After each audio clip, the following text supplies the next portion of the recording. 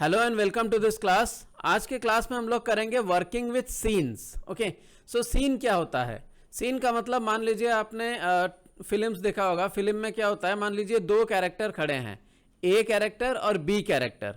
कभी कभी आपको पहला शॉट दिखाया जाएगा जहां पे ए और बी एक साथ दिखाई दे रहे हैं, फिर दूसरा शॉट दिखाया जाएगा, मान लीजिए सिर्फ ए कैरेक्टर को दिखाया जाएगा, वो कुछ बात कर रहा है। उसके बाद सिर्फ बी कैरेक्टर को दिखाया जाएगा, वो कुछ बात कर रहा है। उसके बाद फिर दोनों कैरेक्टर को मिक्स करके दिखाया जाएगा। ओके, तो ये चीज को एक ही सीन में करना थोड़ा सा मुश्किल होता है। क्यों मुश्किल होता है? क्योंकि जब दो कैरेक्टर एक साथ खड़े होते हैं तो उसका बैकग्राउंड वाइड होता है। ओके, जब आप सिर्फ एक कैरेक्टर को दिखाते हैं तो उसका जो बैकग्राउंड है वो थोड़ा कम हो जाता है। फिर अगर दूसरा कैरेक्टर ऑपोजिट साइड में खड़ा है और आप अगर उसका कैमरा एंगल में दिखा रहे हैं तो उसका बैकग्राउंड पीछे का चेंज हो जाता है। ओके, तो इसको एक ही सीन में कंपोज करना बहुत मुश्किल हो जाएगा, क्योंकि आपके बहुत सारे लेयर हो जाएंगे और बहुत सारे फ्रेम हो जाएंगे। ओके, सो इसीलिए अलग अलग सीन में आप करने से आप सीन को सब डिवाइड कर सकते हैं आपका स्टोरी को, जिससे बहुत आसानी से किया जा सकता है। ओके, सो ये थियोरी पार्ट था। अब हम इसका प्रैक्टिकल स्टार्ट करेंगे। ओके, प्रैक्टिकल मैंने एक नया फाइल बनाया है, मैं इसको एक सिंपल एग्जाम्पल में आपको दिखाता हूँ। ओके, मतलब मैं अभी ये मेरा सीन नंबर 1 है। ओके, सीन कहाँ से आएगा? आप विंडो में जाएंगे, यहाँ पे सीन के ऊपर क्लिक करेंगे तो यहाँ पे देखिए सीन आ जाएगा। ओके, सो यहाँ पे मैं क्या कर रहा हूँ, मान लीजिए मैंने एक रेक्टेंगल यहाँ पे बनाया है लाइक दिस।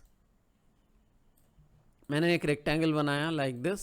इसको हम लोग एनिमेशन करते हैं। ओके, मैं 50 फ्रेम में जाता हूँ, F5 right click, create classic twin, F6, और मैं इस रेक्टेंगल को यहाँ से यहाँ तक ले आता हूँ लाइक दिस।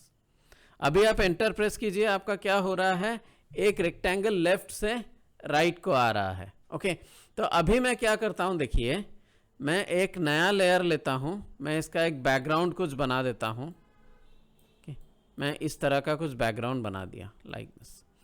इसको लेयर 2 में रख देते हैं। ओके, अभी आप एंटर प्रेस कीजिए, आप देखिए मेरा बैकग्राउंड में वो सब्जेक्ट है और ये वाला ऑब्जेक्ट ऐसे पास कर रहा है। ओके, इसके बाद मैं क्या करूंगा, यहाँ पर सीन में मैं यहाँ पे न्यू सीन ऐड करूंगा। देखिए यहाँ पे ऐड सीन के ऊपर क्लिक कर दिया तो देखिए यहाँ पे सीन 2 हो गया। सीन 2 में क्या करता हूँ, मैं एक सर्कल लेता हूँ, मान लीजिए। ओके, कलर कोई दूसरा लेते हैं। ऐसे मैंने एक सर्कल लिया, मैं यहाँ पे 50 फ्रेम में आता हूँ, यहाँ पे F5 right click, create classic twin, F6। उसके बाद इस ऑब्जेक्ट को यहाँ से यहाँ ले जाता हूँ।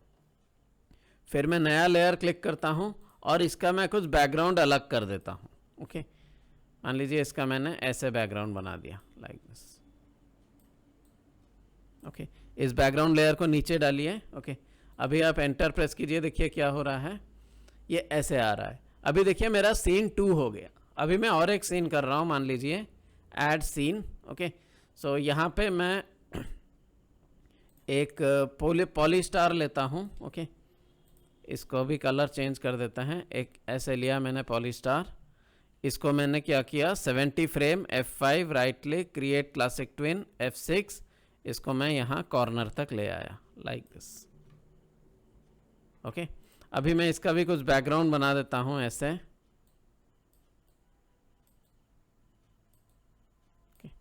आप कुछ भी कर सकते हैं, मैं जस्ट एक एग्जाम्पल के लिए मैंने बनाया। मैं एक बैकग्राउंड ऐसे बना लेता हूँ लाइक दिस।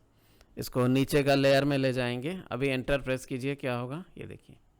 तो अभी मैंने 3 सीन बनाया हुआ है, सीन 1, सीन 2, सीन 3। ओके, तो अभी आप जब यहाँ पे कंट्रोल एंटर प्रेस करेंगे तो देखिए कंप्यूटर आपके लिए क्या करेगा। ये पहला सीन प्ले हुआ, उसके बाद दूसरा सीन प्ले हुआ, उसके बाद तीसरा सीन प्ले हुआ। कॉन्सेप्ट समझ रहे हैं? आपको मैंने लेयर लेआउट एनिमेशन पढ़ाया था। ओके, जहाँ पे एक ऑब्जेक्ट दूसरे ऑब्जेक्ट को हिट कर रहा है, दूसरा तीसरे को हिट करके नीचे गिर रहा है, तो आपने उसमें देखा था बहुत सारा लेयर यूज होता है। ओके, तो वैसे ही यहाँ पे मेरा 3 अलग अलग सीन है, लेकिन इसको मैं अगर सीन 1 में ही बनाया होता तो क्या होता, ये समझना ज़रूरी है। ये थ्योरी पार्ट समझना ज़रूरी है। ये देखिए पहला सीन मेरा कितना फ्रेम का था, 50, दूसरा सीन कितना था, 50, तीसरा सीन कितना था, 70। मतलब टोटल 170 फ्रेम्स का ये टोटल मैंने ये प्लान बनाया हुआ है। ओके, तो अभी अगर मैं इसको एक ही सीन में बनाता तो मुझे ये अलग लेयर पड़ता, ये बैकग्राउंड अलग लेयर पड़ता। उसके बाद मुझे 50 से लेके 100 तक अलग लेयर का बैकग्राउंड पड़ता, अलग अलग कंटेंट पड़ता है यहाँ पे, जैसे मेरा सर्कल अलग कंटेंट है। फिर 100 से लेके 170 तक फिर और एक लेयर बनता बैकग्राउंड का, फिर और एक लेयर बनता इस सब्जेक्ट का। मतलब एक ही सीन में 6 लेयर बन जाता और जिसमें बहुत सारा जगह ब्लैंक रह जाते हैं, जिसको मैनेज करना बहुत मुश्किल होता। ओके, तो इसीलिए आप जब भी फ्लैश में कुछ भी प्लानिंग करेंगे तो आप इसको सीन वाइज प्लानिंग कीजिए। मतलब पहला सीन में जितना चीज़ का ज़रूरी है उसको उस सीन में रखिए, और जब आपको लगता है कि सीन अलग हो रहा है तो उसको दूसरा सीन में बनाइए। एक ही फाइल में एंड टू एंड, मतलब एक ही सीन में एंड टू एंड रिपीट मत कीजिए। Okay, this is the concept. अभी और एक बार देखिए, कंट्रोल एंटर। ओके, तो हम यहाँ पे चाहे तो जितना भी चाहे सीन बना सकते हैं, 5 सीन, 10 सीन, 20, 30, 40, जितना भी सीन बना सकते हैं, लाइक दिस। ओके, तो hope you understood the concept. Okay, so इसको एक बना के दिखाइए। Next class we will proceed. Thank you.